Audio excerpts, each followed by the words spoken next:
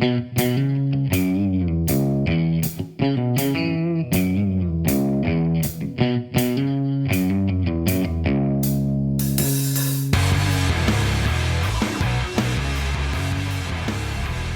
talk about building a life that's hard to disrupt. Now, there's a lot with that. Let's unpack it. Basically, what if the power didn't come back on, right? When we lose electricity, it's like you lose everything. There are so many things that modern life just depends on, right? It's water, that comes from pump stations. It's fuel, from the gas station. It's got to be pumped out of the ground. It's medical, it's the hospital, the ambulance, all that support structure that we have. Obviously, manufacturing, new products coming in, being able to go to Walmart and have the shelves be stocked. All that stuff matters, right? Communications, being able to check on loved ones. Oh, where are you? When are you coming home? That kind of stuff. It matters. Transportation, right? Now, if we have a car and it has gas in it, probably still work without electricity from an outside source. An EMP might change that. And that, gets into the semantics of, how old is it, or, you know, how close to the EMP you are, but there's a lot of things that could disrupt it. The grocery stores, right? The supply chain, the food, banking, can't go to the ATM anymore. That all these things matter. So, what would even cause it? Like, why the fear? Why would people be so afraid that, the power might go out?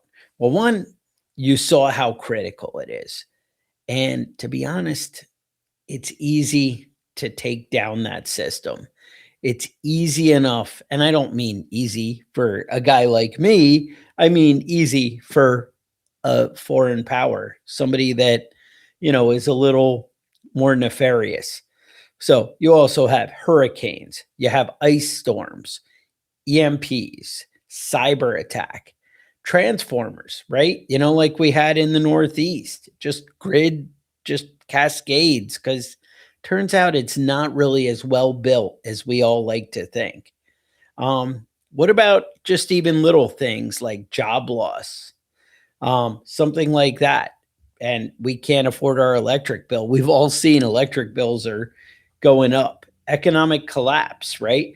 If people aren't paying the electric bill, then even as a whole, they can't keep that system running. And that's a big thing. That's something to think about. If inflation got out of control, those support services that we have start to go away, because if inflation's out of control, the electric company can't pay the electric man, then nobody's out there fixing it, and it'll start to degrade. You have floods, economic collapse. All these things are a real possibility.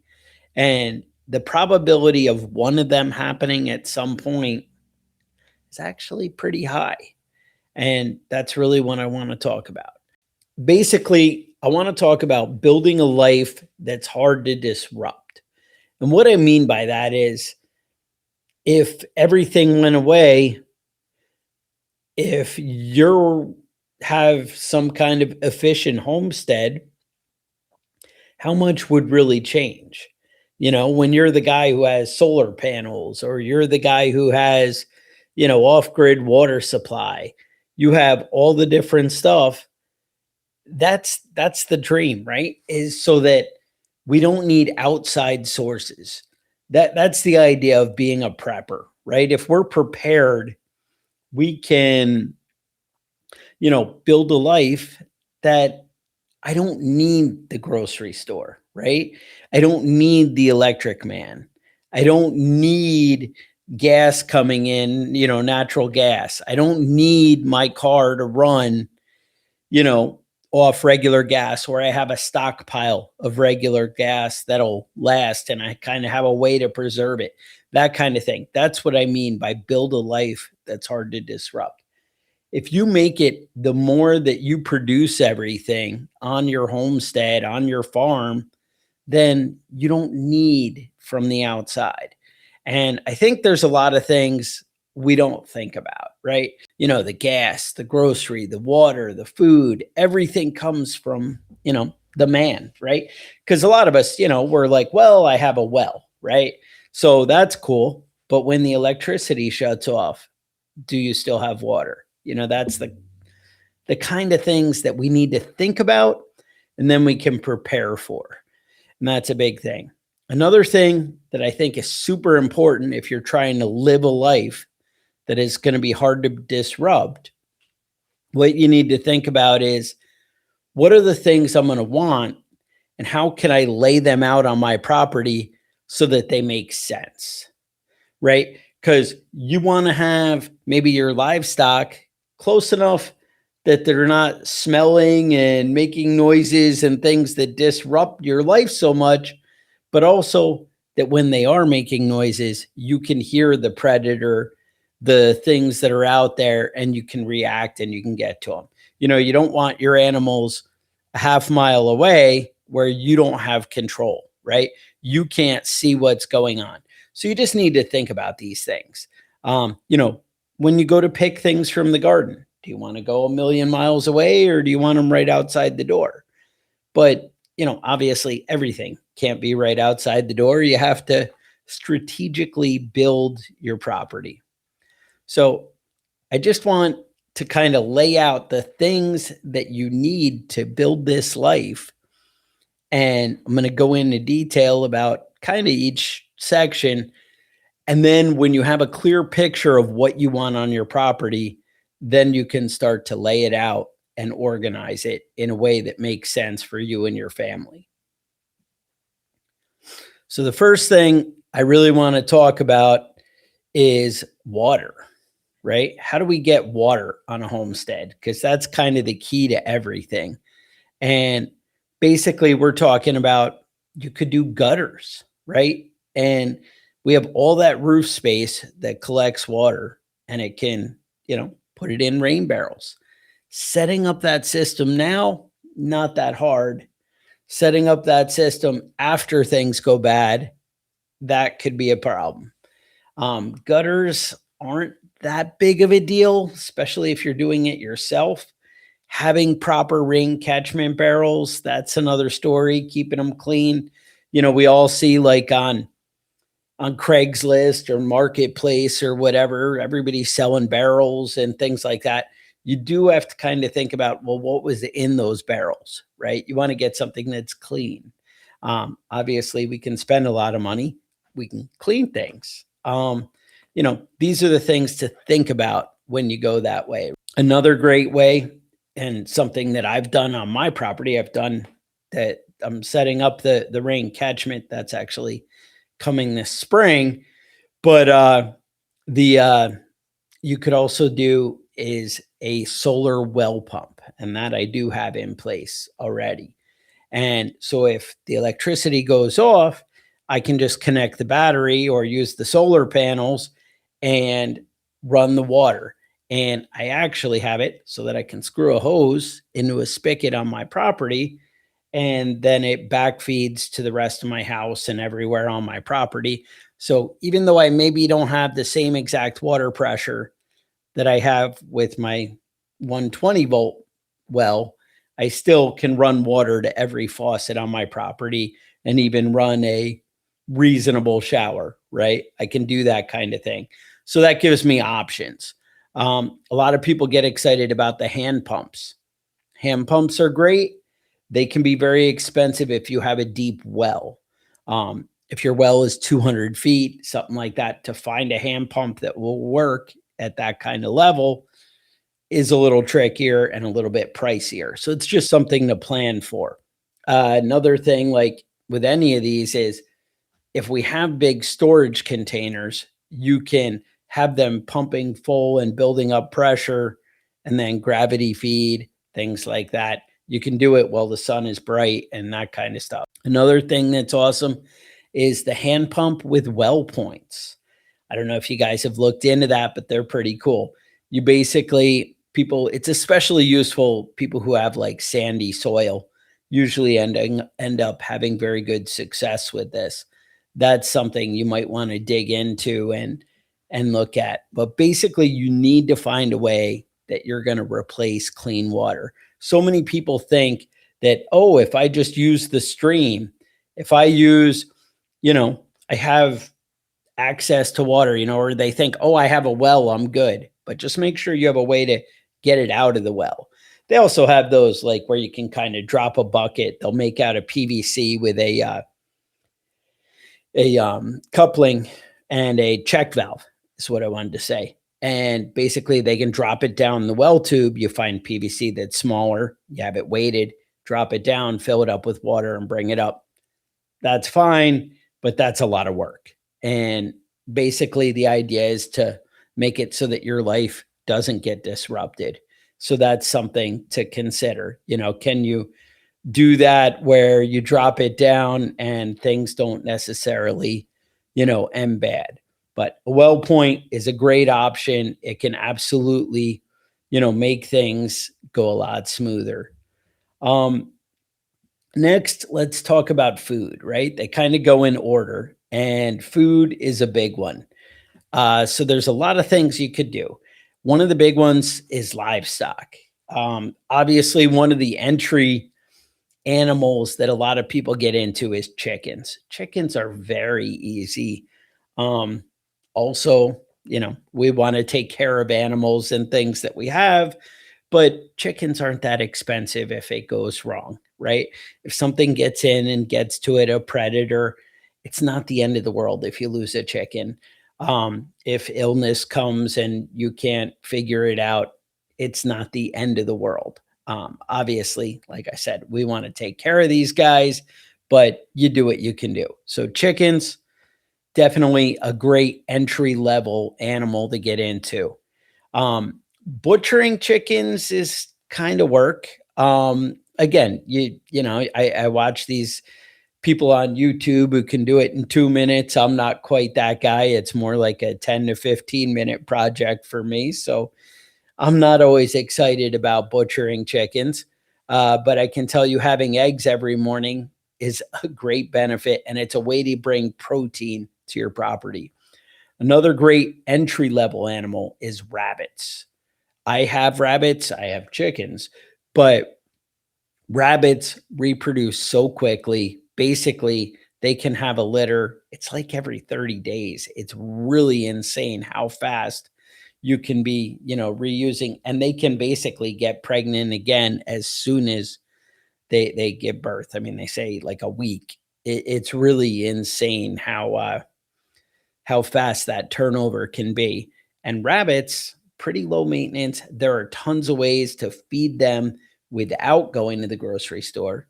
I do go to the feed store, right, to Tractor Supply or wherever.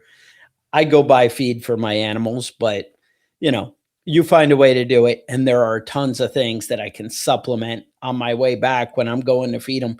I'm grabbing some branches of sweet gum or, different things, dock off the ground or clover. They eat tons of stuff. It's not really a problem to find food for your rabbits. And there's something you can maintain. And, I do New Zealand rabbits. Basically, I end up getting about 5 pounds a rabbit, which is pretty awesome. You could think about that. Also, think about building a garden. Now, one of the things about gardens is a lot of people think in their mind, oh, I'll just plant some seeds when things go bad. It's not usually that easy, not for most people. Um, Usually, you want to set up a fence. You want to kind of learn what kind of predators that you have. So, if you have an established garden, you know what things come. You know about where am I going to get my water from? Where am I going to bring it in? What kind of fences do I need to keep the deer out? Is that really going to stop the rabbits, from getting in there? Things like that. Groundhogs used to plague me in New York. I haven't had that problem since I moved to North Carolina, but I can tell you they can be a real disruption inside your garden. And that's the thing is everybody has unique situations with their garden. Um, Different things that will come in and, be an issue. Maybe it's bugs, maybe it's, deer, it's whatever, planting garlic around your fruit trees, things like that. Little tricks that you learn over time that can make the big difference that can, change everything in your outcome of your food supply. Another thing to consider is a greenhouse. Being able to extend your season and basically create a way that you can start those seeds early and keep those plants a little longer. Another thing is finding the right seeds that will grow that are native to your area. They don't need to be native to your area, but a lot of times you'll have better success if you go that way of what's going to actually thrive and remain there. Because if it's natural, then it's meant to be there and it's used to that environment. That's really helpful. Obviously, we all talk about heirloom seeds and how those seeds are replantable and we're able to use those over and over.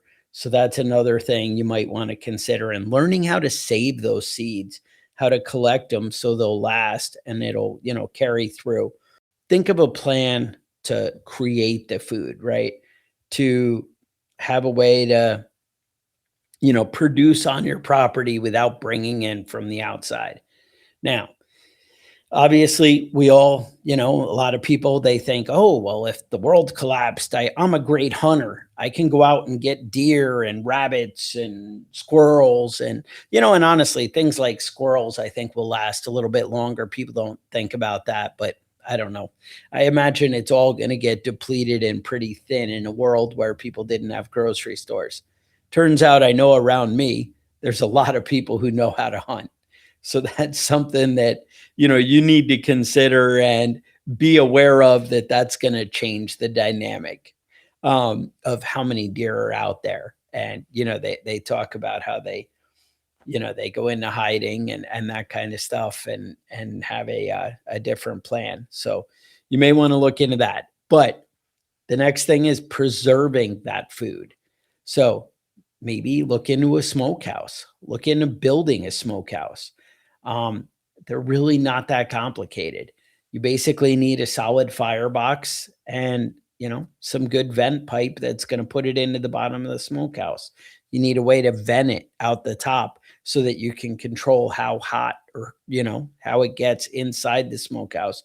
So having a good thermometer on the outside would make a difference.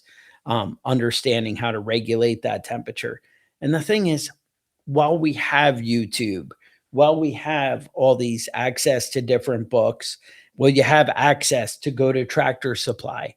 Start setting these things up so that you can figure it out before it's a problem. This is how you do it. This is how you build the game where you're ready. And nobody's going to be able to tackle all these projects all at once.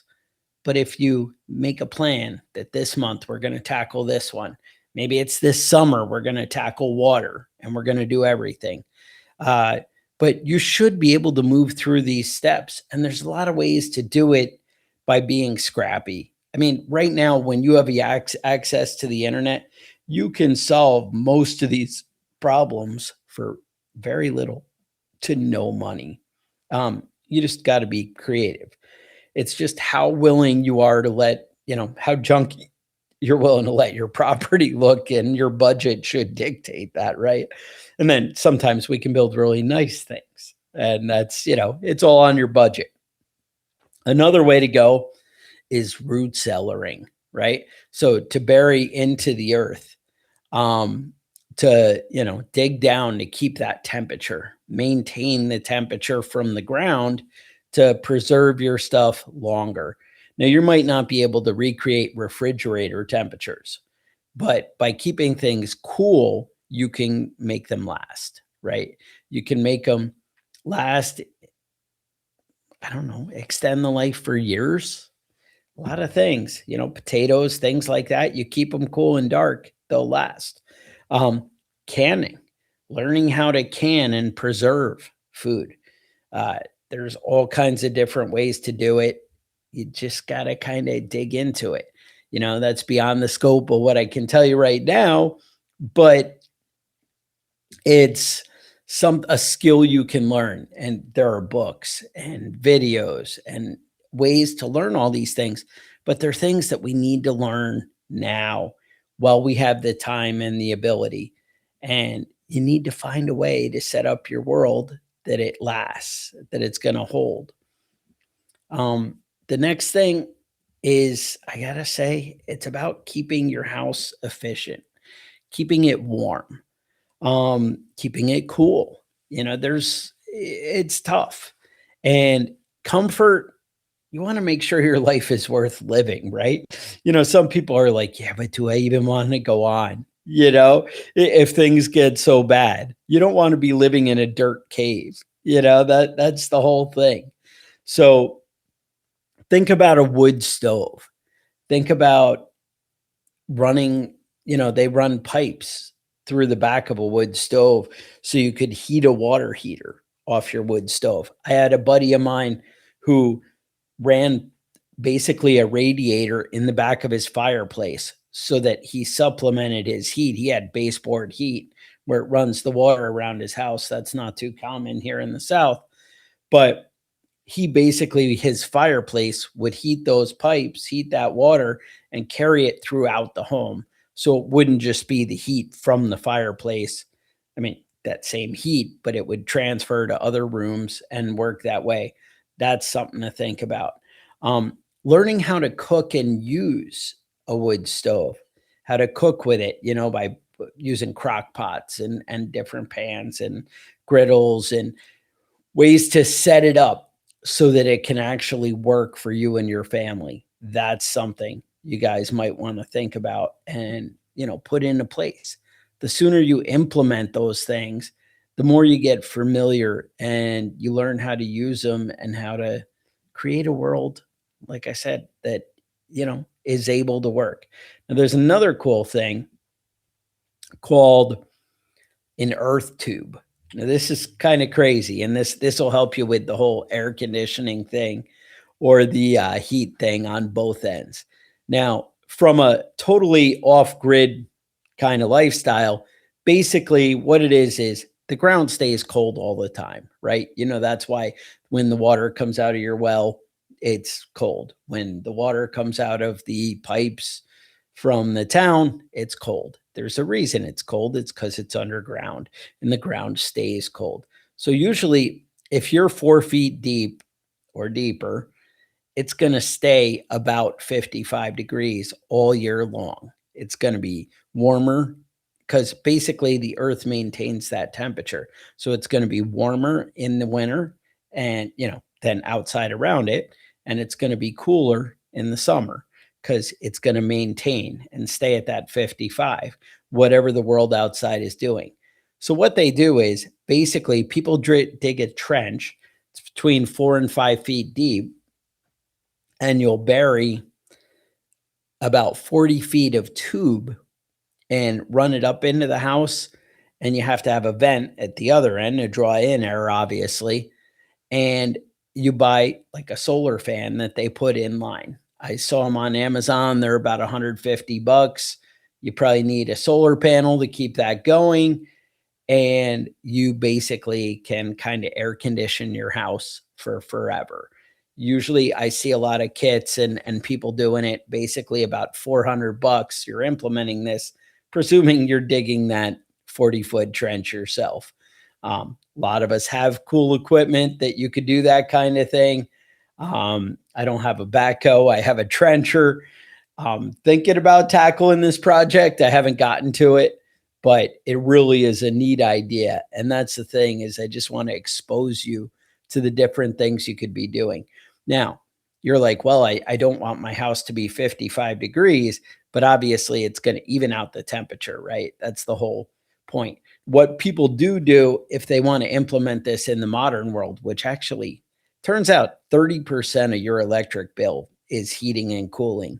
So what a lot of people who use an earth tube will do is, if you have a forced air system in your house, they'll basically run this pipe into the air intake. So that way it's already ducted to your whole house, and the air it's drawing in is either starting out cooler in the summer or it's starting out warmer in the winter than 30 degrees or whatever like that. So it needs less energy to heat that air or less energy to cool that air. And you're already in place. So that's, and then obviously, if the power went out, you would still have that connected to your vent and you could turn on this solar fan that we talked about and you could run it through your house. So it's a pretty neat idea and pretty awesome way to, basically bring the outside temperature to a more reasonable level. So something to think about. Another thing with basically making your life go is, what do you do with your garbage? People don't think about that when they think of the apocalypse. They don't think, oh, gee, rats. Oh, all kinds of things, bears coming around and things coming around. And again, when you build your life in this way, you already learn how to deal with these things. Sometimes attracting critters is a good thing, but not when they're rats. Well, let's talk about composting. So learning how to properly compost. I have an example of, I know actually in New York, I had pallets set up so that I could section everything off to go from the change the thing. So it'd be the fresh food, the medium, composted food, and, the active compost, and then finished compost.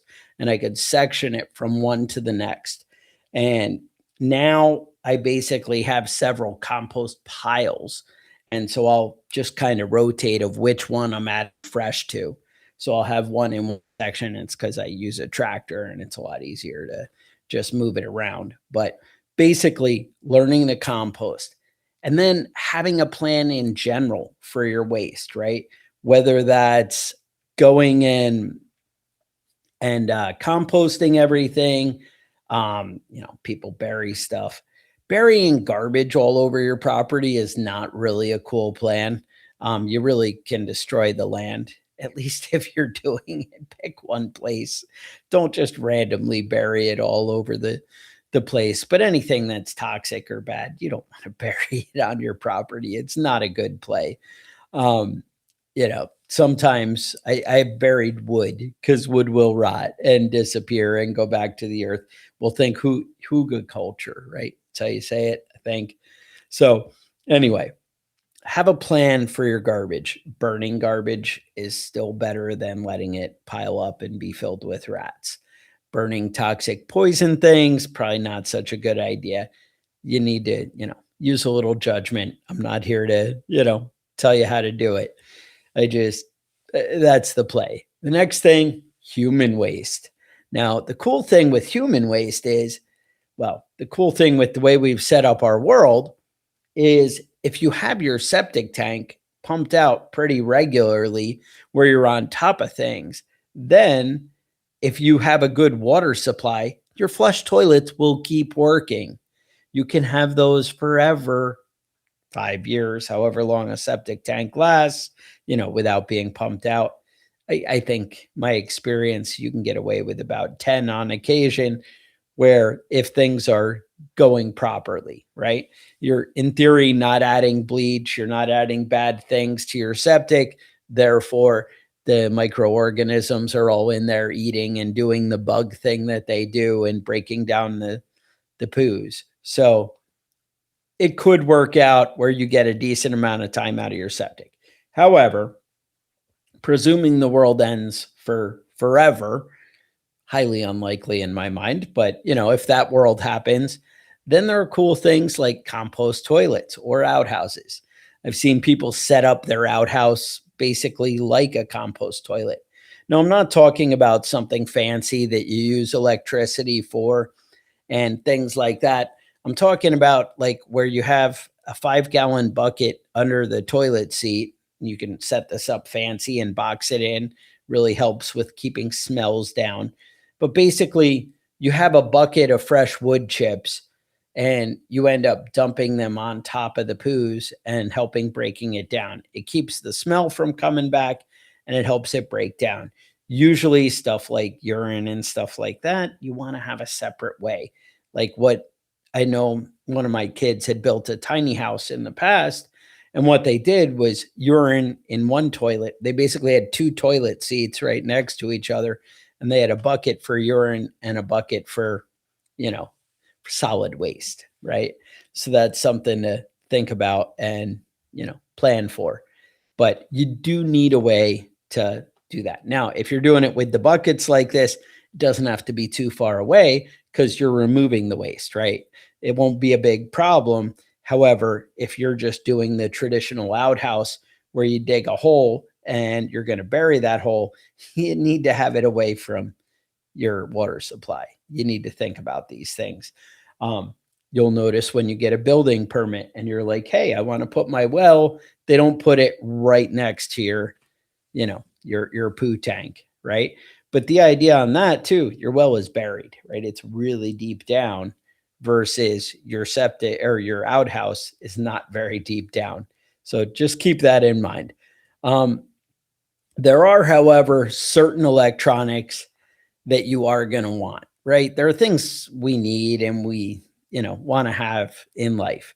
And that would be things like, I would think things like radios and communication. That's a big one for me.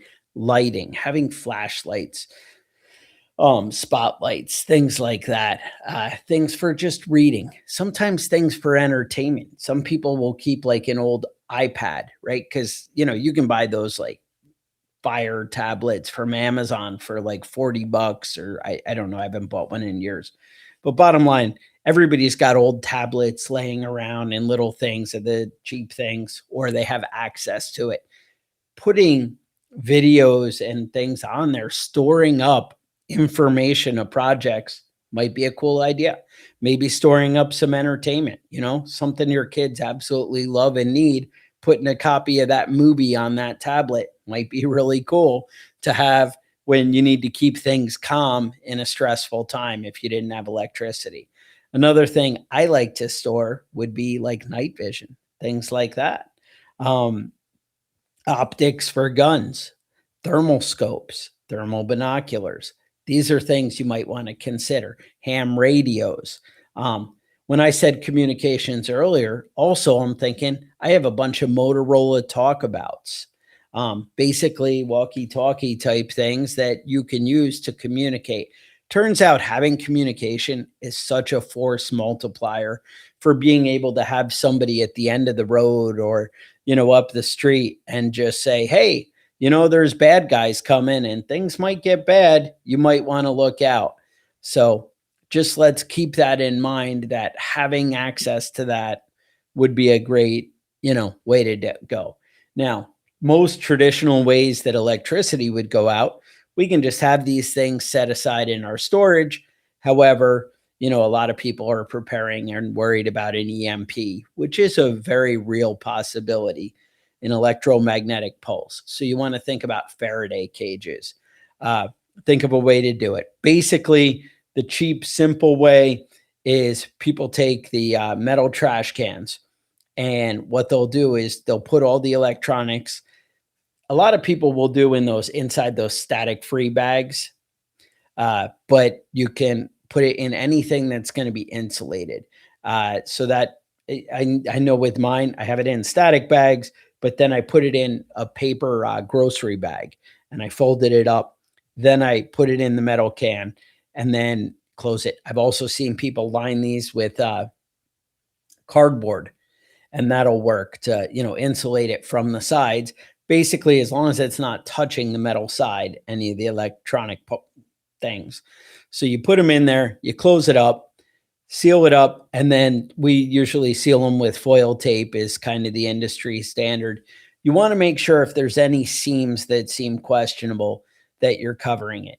If it's working properly, you should be able to put a cell phone in it and call that cell phone and it not see that call come in, because then you have a pretty good break from it. All this stuff does matter how close you are to the EMP, whether it's going to be a real issue or not, but that's up to, you. Uh, Another thing to consider is security. You need to think about how to prepare your property to be protected from evil, right? So, having a fence around your property, right? You're limiting access and control. Are there ways for vehicles to approach where you're not in control? Something to think about. Maybe you put a big log in front of the main drive there, and something that you can pull away. I assume you're not getting too many visitors in the apocalypse. And if you have a big enough crew that you're running in and out, then, it's less of a problem, right? We just, weigh all these things. Having a dog. Turns out dogs are pretty good listeners. They're pretty good at recognizing things that are out of the norm. So that's something to, consider. Uh, just being aware, paying attention is a big thing. Um, Limiting who has access to your property, who knows about your layout. Everyone always is hounding me. Do a tour of the homestead, do a tour of the property so I can see everything. And I'm like, man, I just don't want to get robbed. You don't want to just show everyone in the world what's going on. Having cameras. Now, obviously, cameras are something that can go away in electricity, without electricity, but also there are solar trail cameras all over the place. And you could have a reader and you could kind of see if somebody is sneaking onto your property or who it might be. Trail camera might be a cool thing that you could put inside your Faraday cage, right? Something you could save and have and be ready. Also, when you do your landscaping, you can do it with some forethought. You can do it where, hey, are there lots of places that people could hide and sneak up on me by the way, I've laid out my property? Or do I have a good view from my house that I can see out and see things in? Having some cover areas are nice, but you need to make sure that they're tools for you and not tools for somebody who's coming to take what you have. Just something to think about. Another great thing is solar lighting, right? Now, that can be good and bad because one of the big things when the world turns to hell, you don't want to look like you're the guy who has what everybody wants. So, you having lights all over your property, people are going to go, hey, that guy looks like he was prepared. So, that's something to think about. But again, we have to be able to live. And if you can't find a way to function, then, it's going to be bad anyway. So you need to figure that out. Same thing like with the smokehouse, right? When everybody's starving, you advertising your smoked meats by sending the smell all around is something you want to be aware of. That's where it becomes cool to incorporate your neighbors, right? To incorporate your friends and your community into your plans. That way, things are going to work. Things are going to work together. That's the dream right there. Take all these ideas that I just gave you and then to kind of build them into a property and to lay out like this is what I want. Now it could be overwhelming. Nobody's going to be like, "Yeah, I'm going to go home and tackle all these projects." That kind of gets to the impossible level, right? But what you need to do is, all right, what's a priority for my family and what can I do reasonably quick, right? What can I build or put into place and get started and check it off the list? And also, when you know what you want to do, you can kind of have that layout of, oh, I can leave a section here for putting pigs, or I can leave a section here for the chicken coop when we get those. Or, this is where we can grow the corn. We can do, whatever it is you have a plan for. If you make a plan in the beginning before you start spending money, so many people just go out and buy all the prepper gear. They're like, yeah, I want to be, cool prepper guy. So I have this water filter and I have this little portable tent that I can carry when I go hiking in the woods when things, go bad and I have to escape. Hopefully, we don't have to go disappear into the woods. And if you do, maybe staging that area with a lot of the things is going to be more the way to go. Even if it's buried caches, there are things you could think about that could do that kind of stuff. But having a plan, and then just whenever you have the budget, whenever you have the time, start putting these things into place. The redundant water supplies, the redundant food systems, the redundant sanitation, have a way to do it, have a way to get out of things, have, a way to heat your home, have that backup furnace, have the things in place. And all of a sudden, when the world goes to hell and you're not hard to disrupt, right? That's the thing, is your life didn't change that much because you still have running water. You still have access to a little bit of electricity. I mean, the more solar you can put on your property, the better, right? Just make sure you have the backup charge controller that can kind of get in there and support that. But build a life that's hard to disrupt, and you will be able to withstand just about anything, because we all prepare for different things. And you just need to, have a plan that's going to take care of your needs.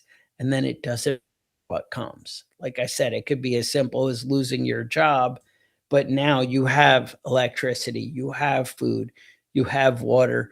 Your family's not going to be so hungry, and you can cut your bills down to, near nothing. So, something to think about. I don't know. I just wanted to lay it out for you. What I'm going to do is I'm putting together a course that's going to go through each one of these steps, and I'm going to lay it out so that we can go into detail. How do I do my water? And it'll have the big water system section and, an hour of that. How do I prepare my food, my garden, and my food system? How do I take care of rabbits? How do I take care of chickens? And we'll break it down. But for now, join our email list. I'm going to have a free checklist of things you might want to do to make your life a little more, a little harder to disrupt. So with that, I'd say stay safe, and I will talk to you guys next week.